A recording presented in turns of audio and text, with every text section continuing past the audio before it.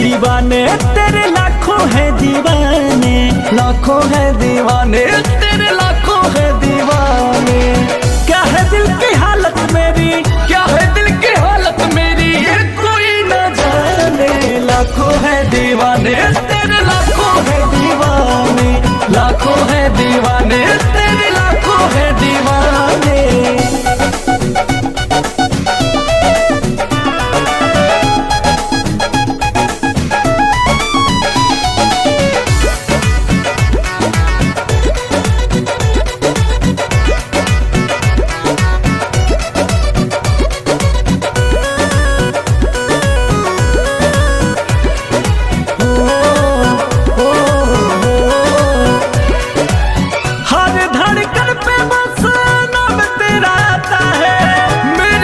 देखे कोई दिल जल जाता है।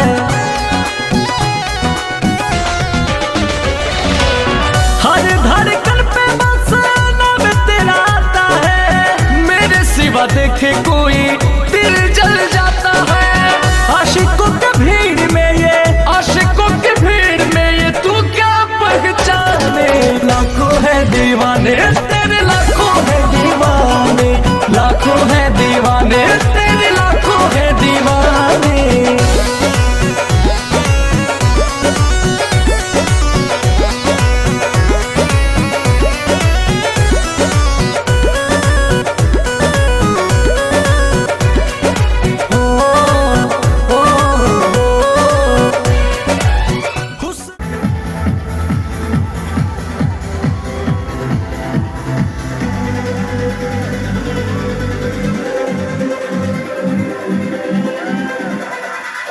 दोस्तों, आज हम लोगों के लिए एक बड़ा गौरवान्वित करने वाला मूवमेंट है और मैं आपको बताऊं कि आज पूरा हिंदुस्तान, नॉट ओनली एसलीपीएस वेलनेस, पूरा हिंदुस्तान डायरेक्ट सेलिंग इंडस्ट्री ये देख पा रहा है कि आखिर वाराणसी की धरती पे ये हो क्या रहा है।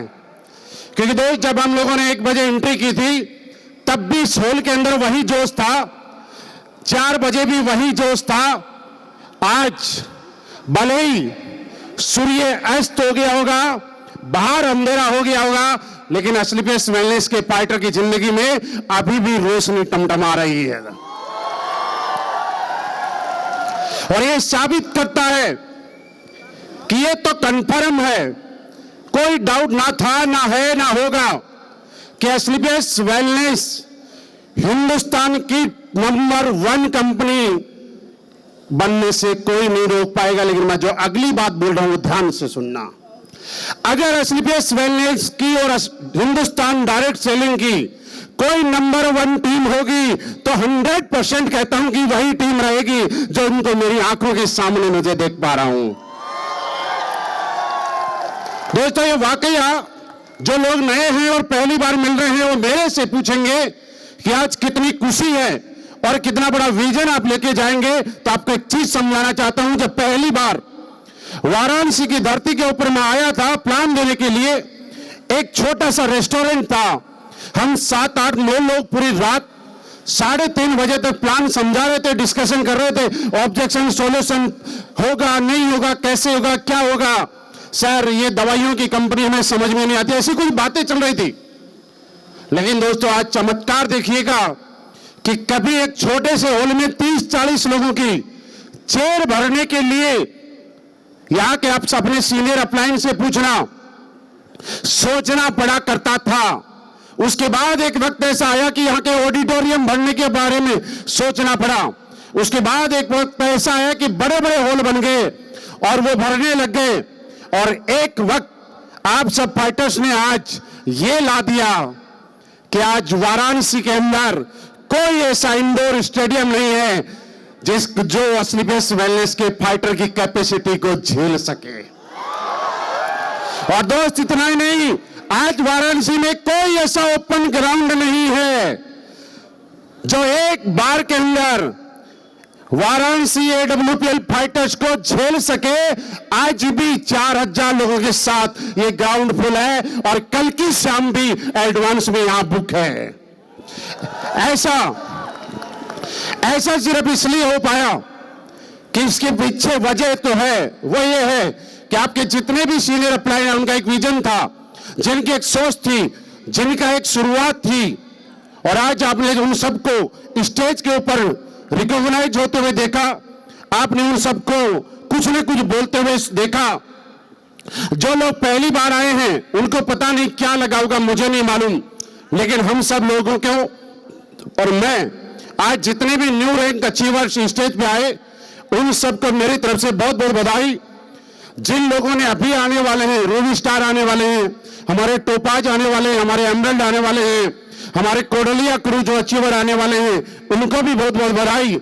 और मेरी तरफ से सबसे ज्यादा बधाई अगर मैं देना चाहूंगा तो यहाँ पे बैठे हुए हर उस इंसान को जो आज फ्रेशर है और जिसके अकाउंट में अभी तक 1 रुपए का चेक भी एसईबीएस वेलनेस से नहीं आया है। मैं चाहूंगा आप लोगों को अगर ताली बजानी है तो उस आदमी के लिए बजाना जिसके हाथ में, जिसके अकाउंट में 1 रुपया भी अभी तक क्रेडिट नहीं हुआ है और फिर भी इस हॉल में बैठा हुआ है। दोस्त, मेरे दोस्त, फर्क इस बात से नहीं पड़ता कि आपके अकाउंट में पैसा आया कि नहीं आया, फर्क इस बात से नहीं पड़ेगा कि कितना कमाया कितना नहीं कमाया, फर्क इस बात से पड़ेगा कि शाम ढल रही है उसके बाद भी आप इस हॉल के अंदर बैठे हुए हैं, सर्दी पड़ रही है, घर से फोन आ रहे हैं, आपके व्हाट्सएप पे मैसेज आ रहा होगा, लेकिन आपने सबको नजरअंदाज करके अभी भी अपने आप को यहाँ पे वर्तमान में अटेंड कर रहे हैं इस प्रोग्राम को। यह साबित करता है कि आज उस चेयर पे बैठे हैं, कल उस सोफे पे बैठने में टाइम नहीं लगने वाला आपको। क्या आपको विश्वास है? क्या आपको भरोसा है? मैं आपको बता रहा हूं कि महादेव की नगरी की पावर यह है कि जो आदमी यहां पे कदम रखता है वो कामयाब हो जाता है। और ये बात हमारे देश के यशस्वी प्रधानमंत्री नरेंद्र मोदी जी को भी भली भांति समझ में आ गई थी। वो गुजरात के मुख्यमंत्री थे, चाहते तो हिंदुस्तान में कहीं से भी चुनाव लड़ सकते थे, लेकिन वो समझ चुके थे कि अगर देश पे राज करना है तो सबसे पहले वाराणसी वालों का आशीर्वाद लेना पड़ेगा। मिला कि नहीं मिला? मिला कि नहीं मिला? मेरे दोस्त, ये बात आपके सारे अप्लायंस को मैं भी शामिल हूं, हम लोगों को भी समझ में आ चुका है कि अगर हिंदुस्तान नहीं दुनिया के अंदर फतेह करना है तो आप लोगों का साथ हमारे साथ होना बहुत जरूरी है। क्या साथ देने के लिए तैयार हैं? देने के लिए तैयार हैं? मेरे दोस्त, कैसे साथ देना है मैं बताता हूं। आपको लगता है कि यहां पे बाबा विश्वनाथ का आशीर्वाद है? लगता है? बोल के बताइएगा। इसके अलावा आप जिस भी धर्म में हैं, जिस भी भगवान को मानते हैं, आपको लगता है कि भगवान के अंदर बड़ी पावर होती है? यस और नो? बोल के बताना, किसी ने आज तक साक्षात बात करके, छू के कभी बाबा विश्वनाथ या किसी और भगवान को देखा? मैं नास्तिक नहीं हूं, मैं भी आस्तिक हूं, आपकी तरह मैं भी सम्मान करता हूं, लेकिन एक बात बताना चाहता हूं, जब श्रद्धा के साथ, समर्पण के साथ, आस्था के साथ एक पत्थर के सामने उसको भगवान मान के उसके सामने जब हम नतमस्तक होते हैं और पूरा श्रद्धापूर्वक नतमस्तक होते हैं तो एक पत्थर भी भगवान बन के हमारी एक एक मुराद पूरी कर देता है। मैं आज आपको कहना चाहता हूं कि आज स्टेज पे जितने लोग आए थे ये साक्षात इंसान थे, ये बोल रहे थे, इनकी धड़कनें चल रही थी, इनकी सांसें चल रही थी। जब श्रद्धा के साथ पत्थर के आगे झुकने से अगर मुराद पूरी हो सकती है तो आज के बाद आपके जितने अप्लाइन थे इन्होंने जैसा बताया वैसा कर लेना, आपकी नहीं आपकी आने वाली पीढ़ियों की एक एक मुराद पूरी हो सकती है। साहब, क्या श्रद्धापूर्वक झुकने के लिए तैयार हैं? लोग क्या बोलते हैं कोई फर्क नहीं पड़ता साहब। आज के बाद बात उन लोगों की मानना जो लोग किसी भी फील्ड में आपसे आगे हैं या आप जिस फील्ड में आगे बढ़ना चाहते हैं। मैं आपसे एक सवाल करना चाहता हूं, क्या आप डायमंड बनना चाहते हैं? एम्बेसडर बनना चाहते हैं? ब्लैक डायमंड बनना चाहते हैं? तो एक काम मेरे कहने से करना आज बंद कर देना। आज के बाद मेरे कहने से अपने मम्मी पापा भाई बहन दोस्त रिश्तेदार उनसे जितनी प्यार मोहब्बत आज से पहले करते थे उससे ज्यादा करना मैं बता रहा हूं। लेकिन एक गलती कभी मत करना, आपके व्यवसाय में आपके बिजनेस में सलाह देने का हक कभी किसी को मत दे देना, सिर्फ अपने से ऊपर वाले अपने अप्लाइन को छोड़ने के लिए। तैयार हैं? कि दोस्त ये गलती हम लोग करते हैं। अगर आपका बच्चा साइंस की पढ़ाई करता है तो मुझे बताइए, ट्यूशन क्या कॉमर्स वाले से पढ़वाते हैं? किससे पढ़वाते हैं? अगर कॉलेज में जाने के बाद आर्ट्स का सब्जेक्ट लेता है तो ट्यूशन साइंस वाला पढ़ाता है। साइंस वाले को ट्यूशन कौन पढ़ाएगा? जो वो सब्जेक्ट आज से पहले पढ़ा हुआ है। तो आपको सलाह कौन देगा? जो आपसे पहले इस रास्ते पे आगे जा चुका है। मैं आज आपके सामने हूं तो इसकी वजह ये कि मैंने आज तक किसी अपने नियर एंड डियर एंड घनिष्ठ मित्रों साथियों को कभी मेरे व्यवसाय में टांग अड़ाने की मंजूरी नहीं दी है साहब। इसी की वजह से ये कि जो लोग बोलते थे और आज आपको भी बोलते होंगे, आप लोगों के पास जाके प्लान दिखाने जाते होंगे कि सर ये तो चैन सिस्टम है। बोलते हैं कि नहीं बोलते? मैं बोलता हूं चैन सिस्टम है क्या? है। क्यों डर रहे हो यार? चैन बनी रहनी चाहिए, चैन टूटनी नहीं चाहिए। मैं आपसे पूछता हूं एक बात, आपके पापा हैं, पापा की चैन दादा से जुड़ी, दादा की चैन उनके पापा से जुड़ी, उनके दादा की चैन उनके पापा से जुड़ी, उनके दादा की चैन उनके पापा से जुड़ी। अगर ये चैन आपके परदादा ने तोड़ दी होती तो क्या इस होने में होते? अरे धन्यवाद देना हर चैन बनाने वाले को, चैन बनाने वाले की वजह से तो यहां पे बैठे यार। क्यों चैन बनाना गलत काम है क्या? और जिनके दादा परदादा ने चैन तोड़ी, उनका खानदान जहां था वहीं रुक गया, आगे नहीं बढ़ पाया है। आप भी मत तोड़ना। चैन जारी रहनी चाहिए कि नहीं चैन चाहिए? जब साइकिल चलती है और उसकी चैन चलती रहती है तब तक साइकिल, और साइकिल की चैन टूट गई तो वो रुक जाती है। जब बाइक चलती है और उसकी चैन टूट गई तो बाइक रुक जाती है, और वो जब तक चढ़ी रहती है तब तक बाइक दौड़ती रहती है। लोग अगर इस धंधे को, इस बिजनेस को, इस व्यापार को नाम देते हैं कि ये चैन सिस्टम है, तो भैया चैन सिस्टम ही सही अपनी जिंदगी बदलने के लिए, परिवार की जिंदगी बनने के लिए हम काम करने के लिए तैयार हैं। मेरे दोस्त, मुश्किल वक्त हम लोग निकाल चुके हैं। जब मैंने शिव कुमार सर ने, अमित सर ने यहाँ पे ज्वाइन किया था, प्रॉब्लम उस टाइम थी, समस्याएं उस टाइम थी। लोग हमसे पूछा करते थे, सर कोई करोड़पति बना? मैंने कहा बना तो नहीं लेकिन बनेगा। बोला कौन? मैंने कहा हम ही बनेंगे। किसी ने बोला कि लग्जरी गाड़ी आई? मैंने कहा अभी तक तो नहीं आई, छोटी मोटी भी नहीं आई। तो बोला क्या गारंटी आएगी? मैंने कहा फर्क नहीं पड़ता कि तू विश्वास करता है कि नहीं करता, फर्क इस बात से पड़ता है कि मैं विश्वास करता हूं कि AWPL में मैं काम करूंगा और एक दिन लग्जरी गाड़ी में लग्जरी गाड़ियों का काफिला आएगा। और आज बताने की जरूरत नहीं है दोस्त, आज प्राउड फील करना इस बात को लेके कि पूरे ऑल ओवर इंडिया में पिछले सालों से हिंदुस्तान में डायरेक्ट सेलिंग चल रही है। आज तक किसी कंपनी में इतने छोटे टाइम के अंदर इतने करोड़पति नहीं बने जितने असली बेस्ट वेलनेस ने बनाए हैं। आज तक इतने छोटे से टाइम में इतने लग्जरी कार अचीवर नहीं बने जितने की उस कंपनी ने बनाए हैं जिस कंपनी का आप हिस्सा हैं। आप आज के बाद ये कमिटमेंट करना, ये एक ऐसा विजन आप देख के जा रहे हैं। देखिए, आप विश्वास करें या बाहर वाले लोग क्या कहते हैं फर्क नहीं पड़ता। मैं आपको एक कहना चाहता हूं कि इंतजार कीजिए उन लोगों का जो लोग आपको रोक रहे हैं। इंतजार करो उन लोगों का, धन्यवाद बोलो उन लोगों का जो लोग बोलते हैं कि तू नहीं कर सकता। धन्यवाद बोलो उन लोगों का जो लोग ये बोलते हैं कि हम तेरे साथ नहीं आएंगे। धन्यवाद देना उन लोगों को जो लोग बोलते हैं कि तू ही कर ले। मेरे दोस्त, जब जब कोई आदमी आपको मना करता है उसको चैलेंज के रूप में लेना कि आज तूने मना किया है, कल अगर मैं करके दिखाऊंगा तो सबसे पहले तुझे करके दिखाऊंगा। और मैं आपको एक चीज बताऊं कि इस दुनिया में किसी को जलाने में जो मजा आता है ना, उसका मजा ही अलग है यार। सच बताऊं, अगर जयदेव जी के परिवार से कोई गांव से यहां बैठे हैं तो भाई साहब हाथ जोड़ के माफी मांगता हूं, बुरा मत मानना। लेकिन जब इनकी चमचमाती 4 छल्ले वाली ओडी गाड़ी इनके गांव में घुसी होगी ना, तो कई के कलेजे पे सांप लेटे होंगे। ये सच्चाई है यार। और ये प्लेटफॉर्म की पूजा करना यार, दिल से करना।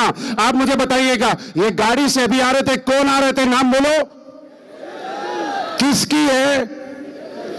क्या ये आपके नाम कर रहे हैं गाड़ी?